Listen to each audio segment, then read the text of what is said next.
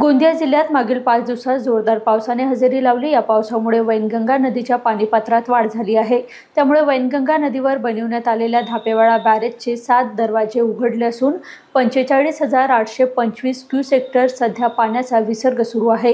जोरदार पावसामुळे वैनगंगा नदीच्या पाणीपातळीत वाढ झाली आहे। त्यामुळे बॅरेजमधून पाणी सोडण्यात येत आहे।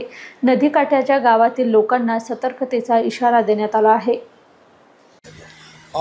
पहा, धापेवाडा हा तिरोडा तालुक्यातील वैनगंगा नदीवर बांधलेला एक बॅरेज आहे। बॅरेज आणि डॅम हे दोन्ही वेगवेगळी यंत्रणा आहे। बॅरेज हा नदीवर बांधला जातो, त्यामुळे नदीचा प्रवाह थोडाफार थांबविण्यासाठी त्याचे वेगवेगळे जे उद्दिष्ट आहे ते पूर्ण करण्यासाठी बॅरेजचं निर्माण केलं गेलेलं आहे। आज रोजी या बॅरेजमधनं जे 7 गेट आहेत ते ओपन करण्यात आलेले आहेत आणि त्यामधनं जो प्रवाह आहे तो 2 मीटरचा प्रवाह सुरू आहे। 2 मीटर उंचीवर हे गेट ओपन करण्यात आलेले आहेत आणि यामध्ये 1297 म्हणजे जवळपास 1300 क्युमेक पाणी हा विसर्ग प्रवाह नदीच्या पाण्यातून हा प्रवाह सोडण्यात येत आहे। हा अगदी साधारण प्रकारचा प्रवाह आहे।